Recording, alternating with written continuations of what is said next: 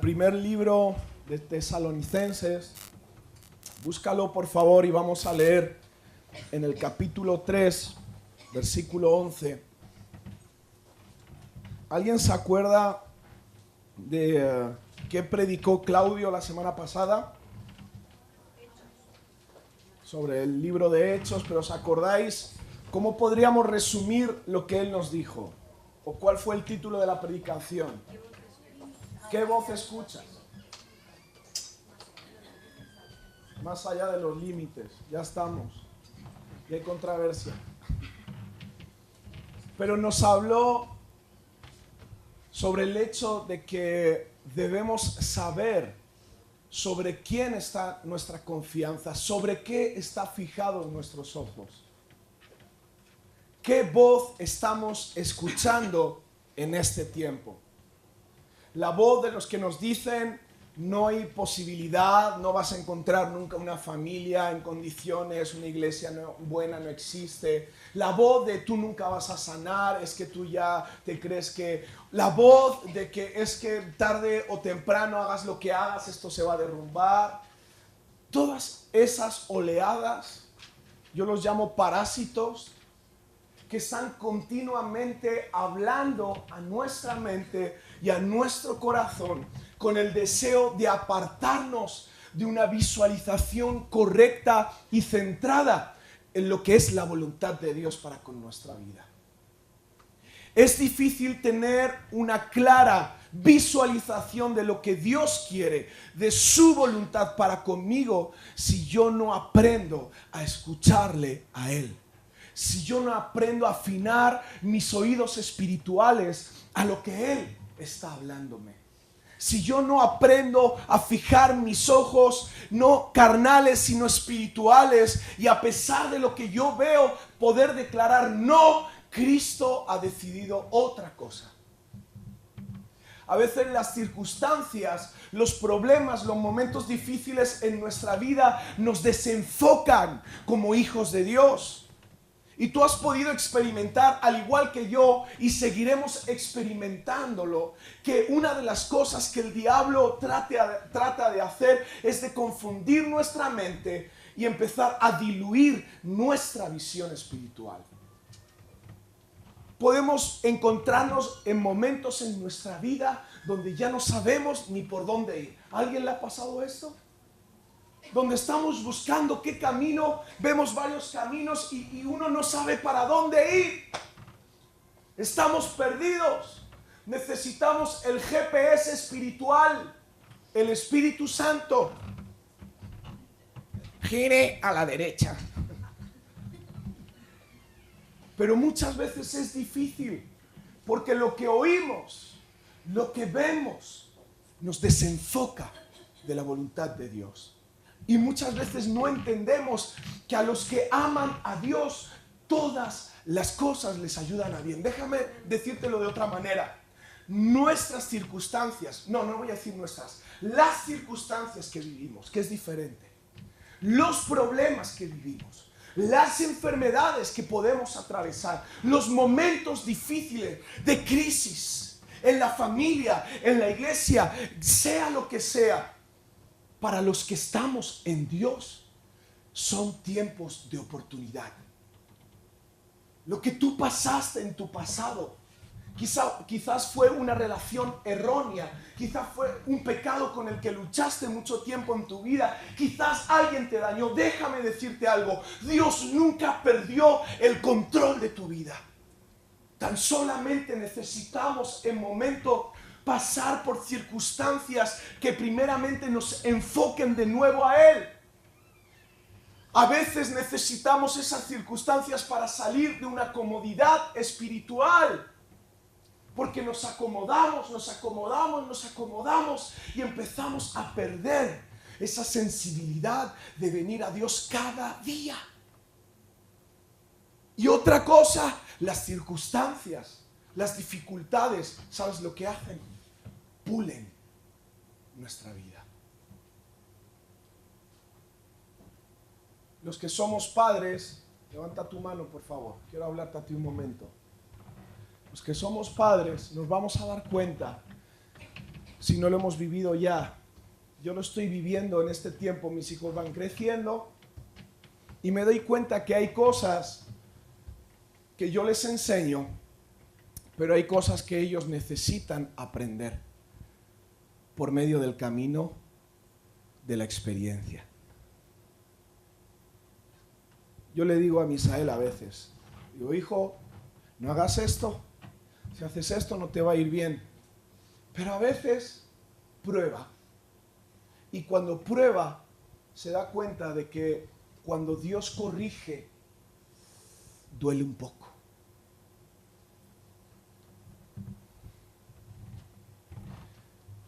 Pero sin embargo, cuando salimos de esos momentos nos damos cuenta que hemos crecido en el Señor.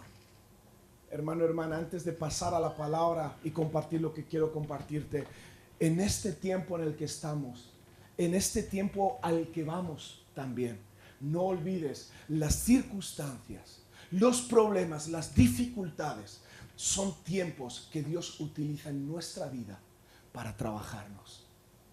¿Estás conmigo? Así que tómalo como un tiempo de oportunidad.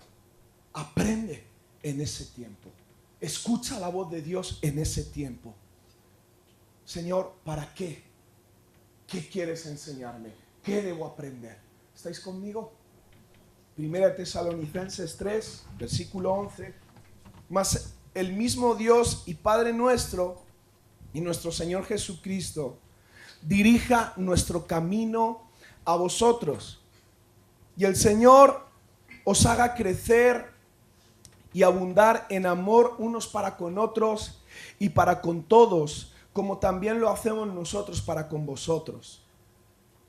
Para que sean afirmados vuestros corazones, irreprensibles en santidad, delante de Dios nuestro Padre, en la venida de nuestro Señor Jesucristo con todos sus santos. Quiero empezar dándote dos llaves que encontramos en el versículo 12. Llámalo llaves o llámalo como algo que te va a ayudar a entender lo que está ocurriendo en nuestra vida en este tiempo y lo que estamos viviendo como iglesia. Y no como iglesia sencillamente sin fronteras. Creo que proféticamente la iglesia moderna, contemporánea, la iglesia de ese tiempo necesita volver a estos principios de la palabra de Dios. Dice en el versículo 12, ¿y quién? Y el Señor os haga crecer y abundar en amor, los unos para con los otros. Cuando vemos la palabra crecer, ¿de qué nos está hablando? De un proceso. Ninguno de los que estamos aquí hemos salido del vientre de nuestra madre con 1,80 m y con 90 kilos de peso. Algunos más. Bueno, yo no miento, 93. Nacimos siendo un bebé. Algunos pesaron 2 kilitos, otros 4. Pero todos nacimos siendo un bebé. Y a medida que ha pasado el tiempo y hemos sido alimentados y cuidados y enseñados, porque en el camino del proceso, en el camino del crecer, siempre nos vamos a encontrar con esto. Todos en este tiempo necesitamos ser primeramente alimentados. El crecimiento nos habla de alimento. Muchos hijos de Dios no crecen.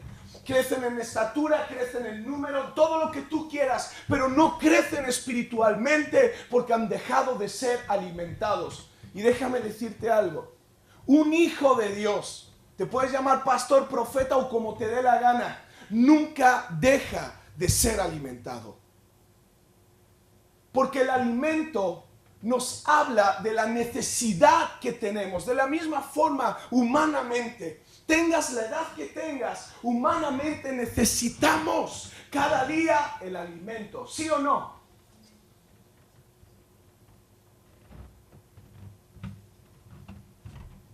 No dejemos de alimentarnos. A veces el activismo espiritual nos separa del alimento. A veces el hecho de pensar que el camino ya está logrado, de que yo ya soy un cristiano de años, de que he hecho todos los cursos de discipulado, tengo los galones ya hasta de profeta ungido. ¿Y qué? No olvides que no puedes dejar de ser alimentado.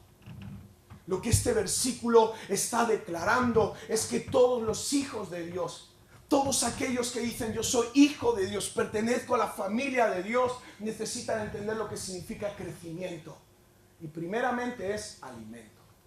¿Estáis conmigo? Cuando hablamos de alimento, podemos hacernos preguntas tales como ¿cuánto tiempo pasas en la presencia de Dios? Es tan sencillo como que para comer solemos lavarnos las manos con jabón, o por lo menos eso espero, porque si no te estás comiendo las bacterias. Para comer solemos sentarnos, o eso espero, porque a veces en esta vida loca que llevamos no tenemos ni tiempo para comer. Usamos cuchillo y tenedor, eso espero, porque si no somos un poco guarretes comiendo. Lo que quiero decirte con todo esto es que el alimento no viene si nosotros no aprendemos a cumplir con esas normas que nos lleva a un correcto alimento. Es decir, tu tiempo con Dios, tu formación de quién es Él. No puedes seguir ni servir a un Dios que no conoces.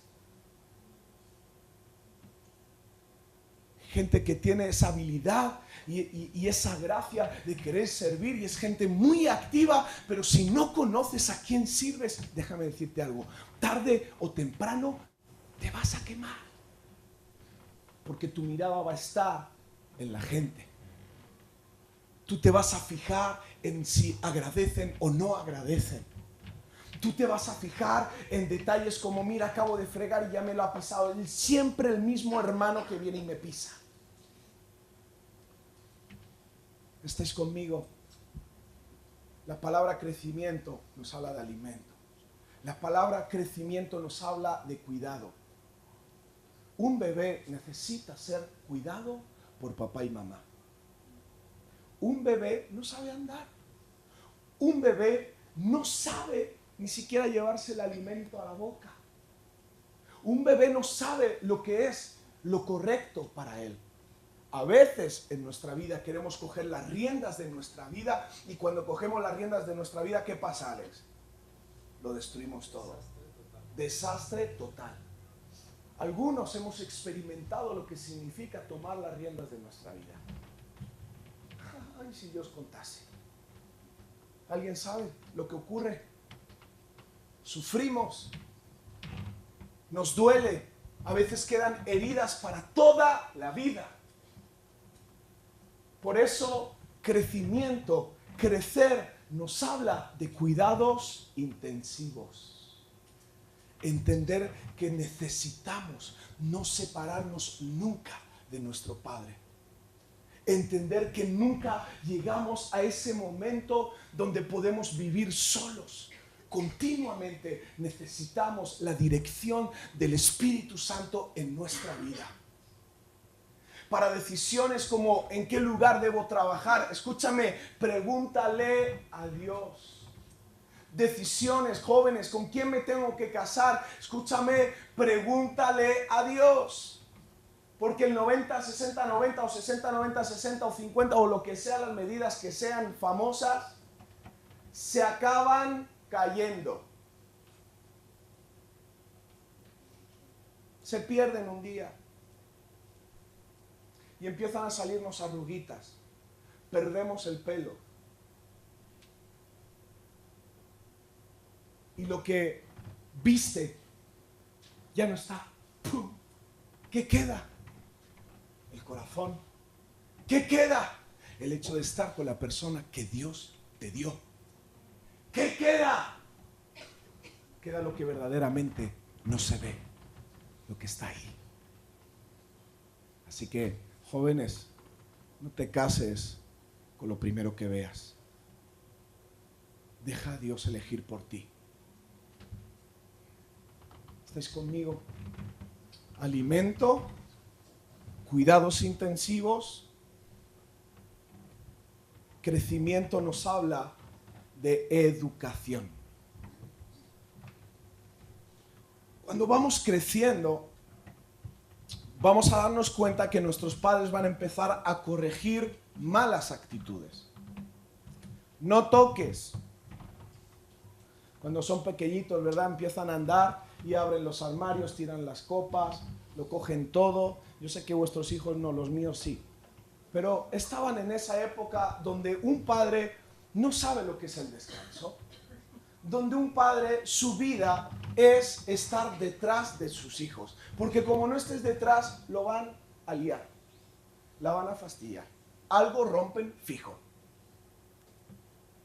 Ese momento, espera, ese momento donde tú ves a los papás con unas ojeras de este tamaño. Ese momento donde preguntas al hermano, ¿cómo estás? Bien. Ese momento cansa. Ese momento donde Dios se dedica a trabajarnos, a formarnos, a corregirnos, a hacer trabajar nuestro carácter. Escúchame, crecimiento nos habla de educación. Yo no puedo ser un cristiano que crezca solo. Yo no puedo ser un hijo de Dios que crece solo. Necesito crecer conforme a las reglas que la palabra de Dios me indica. Y podríamos hablar en este punto sobre cosas tan importantes como el vivir bajo autoridad. Sobre cosas tan importantes como el vivir en una iglesia local, donde vivo con hermanos, comparto con hermanos. Podríamos hablar en este punto sobre cosas tan importantes como el hecho de que tú debes estar en discipulado. ¿Por qué? Porque estás siendo formado en ese lugar. Estás conociendo a tu papá. A veces nos podemos hacer, perdonadme la expresión, vagos espirituales, donde no queremos ser corregidos por el Señor ni enseñados por el Señor. Y por eso en este tiempo, iglesia, de crecimiento no debemos olvidar, estamos en una escuela. Cuando yo vengo a la iglesia, estoy en una escuela. No solamente vengo a honrar al Señor, a bendecir su nombre, no vengo solamente a adorarle, vengo a formarme, vengo a prepararme para lo que Dios tiene con mi vida. Vengo a preparar todas esas áreas en mí que todavía no sirven para que yo pueda salir de este lugar y poder impactar el lugar en el que yo estoy. En mi trabajo, en mi escuela, en mi familia. ¿Entendéis lo que quiero decir? Estamos en una escuela, iglesia. Y cierro la parte del crecimiento y pasamos a la parte de la abundancia. Crecer y abundar, ¿en qué? En amor.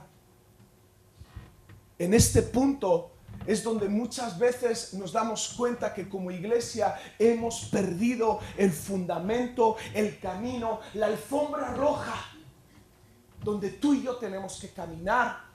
El amor. Una iglesia que se mueve sin amor es una iglesia que tarde o temprano va a caer en el fracaso. Una vida que sirve sin amor es un servicio que tarde o temprano va a caer en el fracaso. Un pastor que pastorea sin amor es un pastor que tarde o temprano va a caer en el fracaso. ¿Estáis conmigo? Y dice el versículo 13, para que sean afirmados vuestros corazones, irreprensibles ¿en qué? ¿De qué os habla la palabra irreprensible?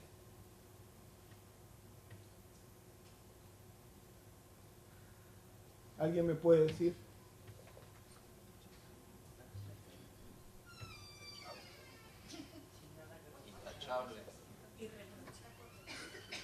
Intachable, integridad, honrado, valiente, no. Irreprensible. ¿Qué es reprender? Llamar la atención. Si llamamos la atención, ¿por qué es? Porque ha fallado. Porque ha hecho algo que no debe. Irreprensible significa alguien que camina perfecto. Por lo tanto, encontrarnos irreprensibles en la santidad es una iglesia que camina sin defecto y en la perfección en esta área de la santidad. Ahora, si entendemos que la palabra de Dios nos dice que solamente uno fue perfecto y ese fue Jesús, y que todos pecamos, entonces ¿cómo podemos vivir en una perfecta santidad? Es una buena pregunta, ¿no? ¿Cuántos pecan aquí? Yo no. Todos pecamos. Todos pecamos. Pero fíjate, este versículo nos está hablando de algo muy importante. La palabra santidad nos está hablando de consagración. La palabra santidad nos habla de una limpieza, nos habla de un cambio de sentido en nuestra vida. Significa que si yo en áreas caminaba hacia ese sentido, yo he tomado la decisión de cambiar de sentido en mi vida. Dios sabe que nunca vamos a ser perfectos, pero Él sí ve las intenciones de nuestro corazón. Lo que Él sí ve es si tú has tomado decisiones para cambiar tu vida, si te has arrepentido y has empezado a caminar hacia un camino opuesto. Cuando yo estaba leyendo este versículo, una de mis oraciones era esto: Señor, ayúdame a vivir en santidad.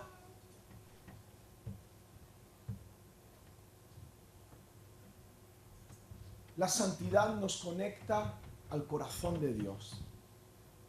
La santidad nos conecta a la voluntad perfecta de Dios para con mi vida. La santidad nos habla de qué camino estamos caminando. Porque escúchame, la palabra también declara que sin santidad nadie verá a Dios.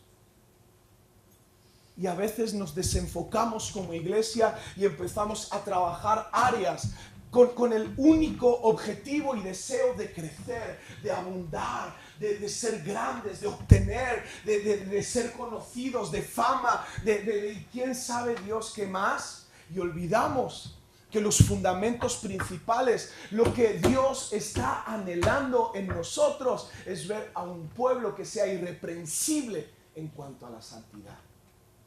Escucha, cuando tú estás en tu hogar a solas,